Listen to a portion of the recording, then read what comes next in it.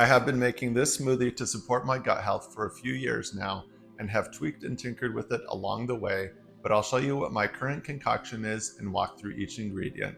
So let's get into it.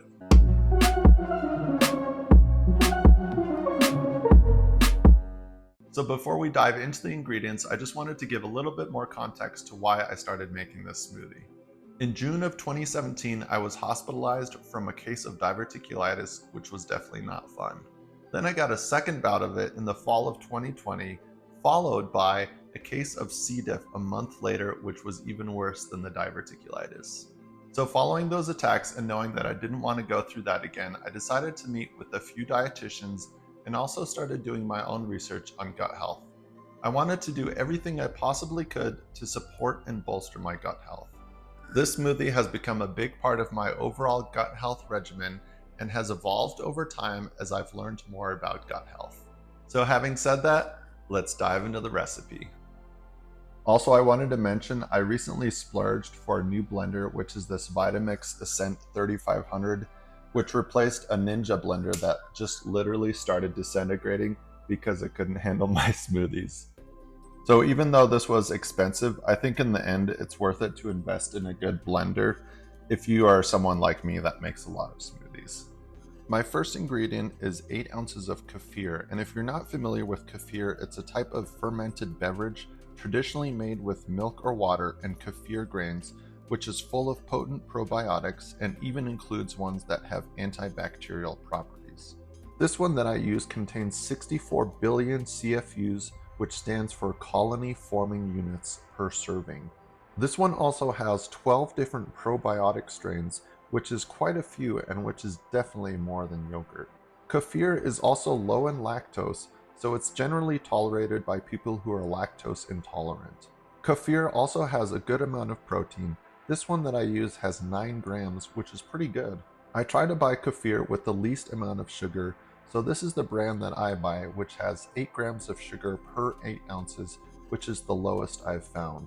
So as you can tell, kefir really has a lot of beneficial health properties, and you can read all about them online. Next up, I cut up and toss in a whole Granny Smith apple. I found out that Granny Smith apples are also great for gut health because they have prebiotics, which are the food for probiotics. In Granny Smith apples, the prebiotics comes from a combination of pectin and polyphenols. I used to only add half a banana, but recently I started switching between half a banana and a handful of blueberries, which have a ton of beneficial health properties as well. When it comes to the bananas, I always try to buy the greenest ones because just like apples, there's more pectin in green bananas, which is a healthy dietary fiber. As bananas ripen, their carb composition changes and they lose their starch, which is the good fiber, and their sugar content also increases, so that's why I always opt for green bananas whenever possible. Next up, I add a teaspoon of prebiotic powder to help feed those healthy probiotics. Moving on, I'm now adding 2 tablespoons of collagen peptides. Up to 30% of proteins in our body are some form of collagen and is essential for connective tissue, bones, tendons, ligaments, etc. As far as gut health goes, collagen can support it in a lot of ways, including helping to reduce gut inflammation, facilitates digestion, helps maintain stomach acid levels, can improve water absorption within intestines, helps balance the gut microbiome, and even enhance your immune system. So as you can see, that's quite a list and why I add it to my smoothie. Now I'm adding 2.5 tablespoons of ground flaxseed, which I do just to add some extra fiber, and 2 tablespoons of this contains 4 grams of fiber, which is pretty good. Flaxseed also contains omega-3, so that's an added bonus. Next, I do a scoop of some superfood green powder just as a way to cover my bases because I'm not always great at eating a lot of veggies. There is some debate with these types of powders, including AG1, which is the most popular one right now, and whether they really provide much nutrition, so that's why I try not to lean on it too much as a primary source of greens, but hopefully it helps a little. I just started adding this nice green looking powder, which is moringa leaf powder, and the reason I've been adding this is because supposedly it helps to regulate your blood sugar, and if you've been watching any of my other videos, you know that I discovered last fall that my A1C is a little on the high end, so I'm trying to watch my blood sugar levels, so I'm hoping this helps. Also a superfood, so it does contain a bunch of vitamins, amino acids, and antioxidants, which also doesn't hurt.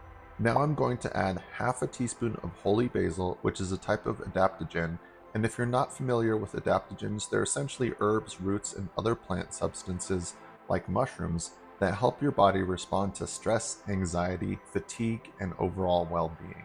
Holy basil in particular is supposed to enhance cognitive function, which is why I use it. Another adaptogen I have used before is ashwagandha, which can help regulate levels of cortisol. There's a lot of different adaptogens out there you can try, so if you're interested in learning more about the different types, just do a Google search and you'll get a ton of info. Last but not least, I add 2 tablespoons of this Nuttzo nut and seed butter. I just add this to get some healthy fats, which are also supposed to help your body absorb vitamins and minerals better.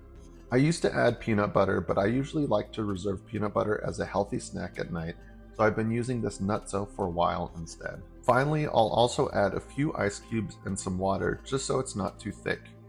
Alright, now it's ready to rock. So that's it, that's my smoothie recipe. And taste-wise, I think it's pretty good. My wife has tried it before, and she says there's a lot of flavors going on, but I don't mind it.